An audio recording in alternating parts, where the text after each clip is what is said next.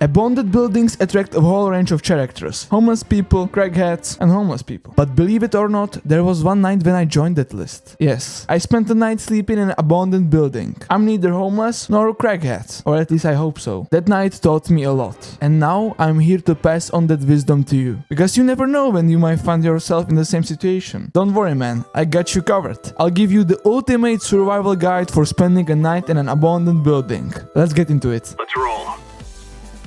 Before we begin, you may ask how the does this even started? How did you end up sleeping in an abandoned building? Well, I didn't really plan sleeping in fucking crack house, but I kinda had to. Me and my friend George prepared a great hiking trip that was supposed to take us roughly 3 to 4 days. The trip was planned around the countryside with some stops in smaller towns. We planned on sleeping in nature, because it was summer after all. There were supposed to go like 2 more people with us, but they ditched few days before the trip, but we were like, F that man, let's go anyway. So it was just me and my friend George. First day our plan was to go from Pilsen to Rokycany. These two are relatively big cities, so we thought that we might have some lunch in Rokycany and buy some food for the upcoming days. By the way, Rokycany has some bad reputation. Like a serious ass reputation. Anyway, we started our journey in Pilsen. Pilsen is not very far from Rokycany, so we were taking it easy. And honestly, that it was kind of fire. Like, it was actually enjoyable. It wasn't our first trip, so we knew what was in front of us. We were talking about life, listening to good music. Eventually, we arrived in Rokycany. We had more time than we thought we would have, so there was only one reasonable thing to do. Go to the most fancy ass restaurant that we could find and eat some bussin' food.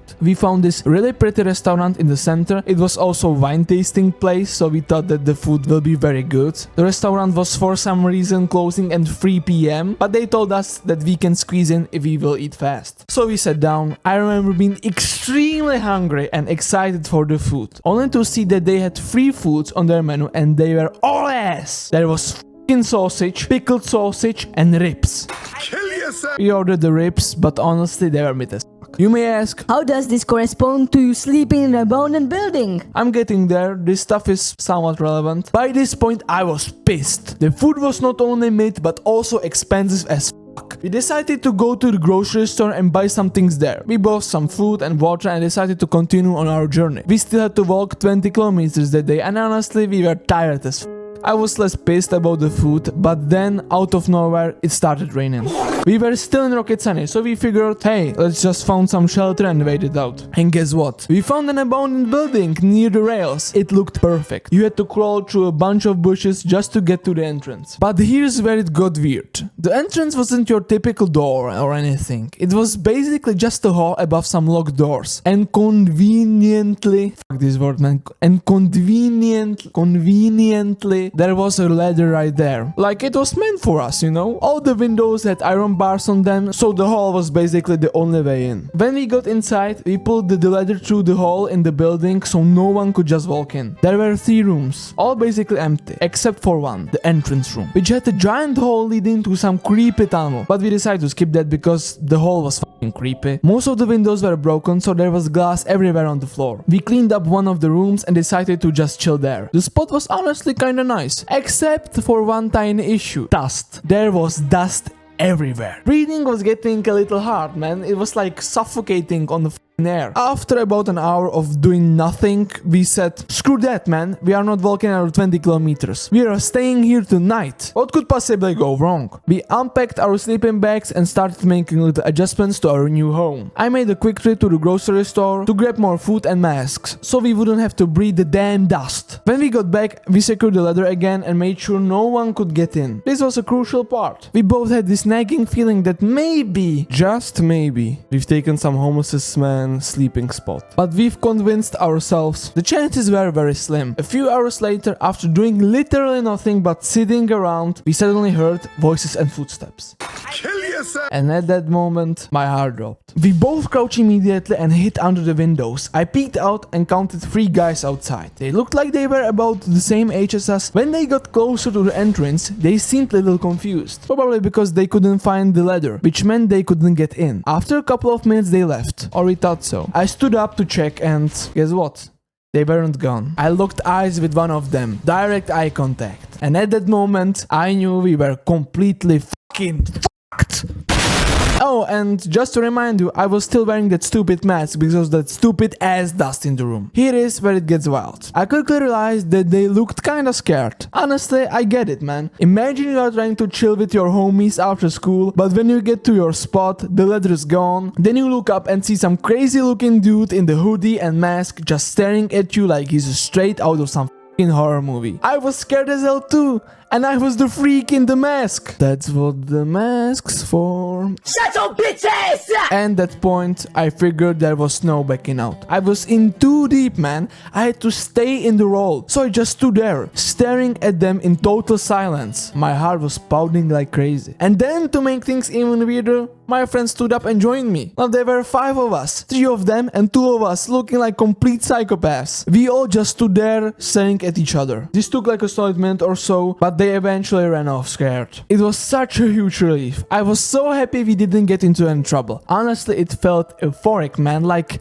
we did it. We survived. And then BAM! Out of nowhere, a rock came flying at us, shattering what little glass was left in one of the windows. Glass shards went everywhere, and just like that, my euphoria turned into, we are doomed, man. It's not over yet. They ran away, but the silence they left behind was killing me. It was too quiet. Me and George just stared at each other, completely silent, processing what had just happened. That's the thing. It was just not about the rock. It was about the message. They basically showed us, we are not afraid. We want our chill spot back.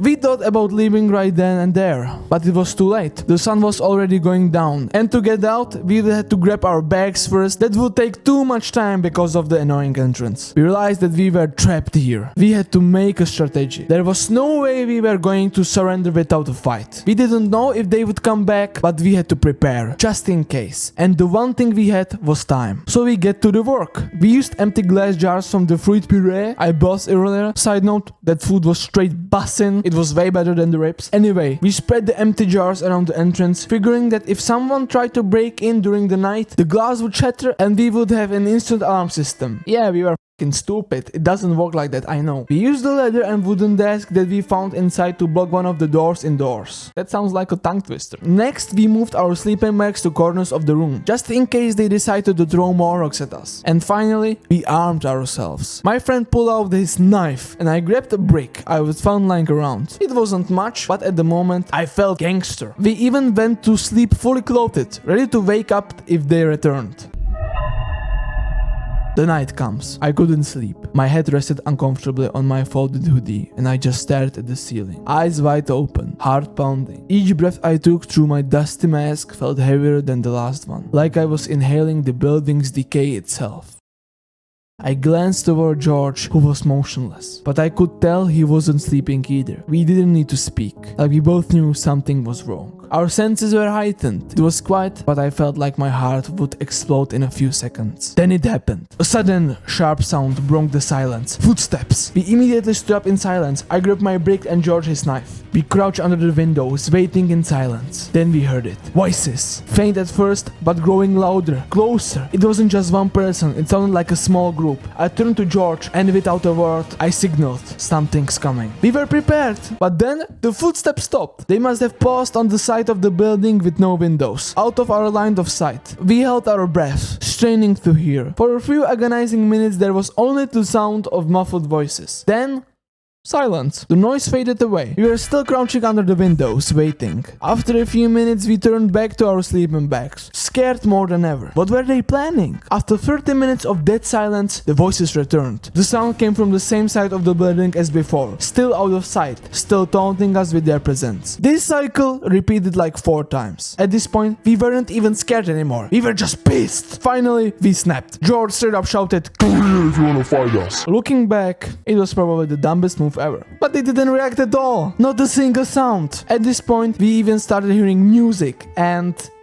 female voices. Now, no disrespect to the previous group, but that female voice was a dead giveaway. This had to be a different group. A group that probably had no idea we were even there. They didn't hear us at all, probably because of the loud music, and thankfully, they didn't seem interested in going inside. Once we figured that out, we finally decided to go to sleep. Like, I won't lie, bro, the pressure was still there. We were basically sleeping in a horror movie set, you know, but at least we could close our eyes and relax a bit. That being said, I did get woken up a few times during the night by trains. Every time one passed, it felt like the whole building shook. But other than that, it was mostly okay. And honestly, mostly okay was good enough for us at the point. Anyway, we woke up the next morning alive. Big win for us, you know. And the first thing we did, packed up our stuff and left ASAP. No hesitation. At the point, I was completely fed up with the whole event. We went to buy some breakfast and just chatted about the whole night. It was actually kinda crazy. And we didn't even fully realize that until we were out of there. We were so drained from the whole thing that later that day, we just crashed and took a nap in the forest. Yeah, and that was the story about sleeping in an abandoned building. So, what are the lessons from this experience? Lesson 1, don't do that. Seriously, like, don't. It wasn't worth it all, man. And if you absolutely have no other option, maybe don't wear a mask on your face when meeting the locals. It's not the best way to do the first impression. Now get out of here.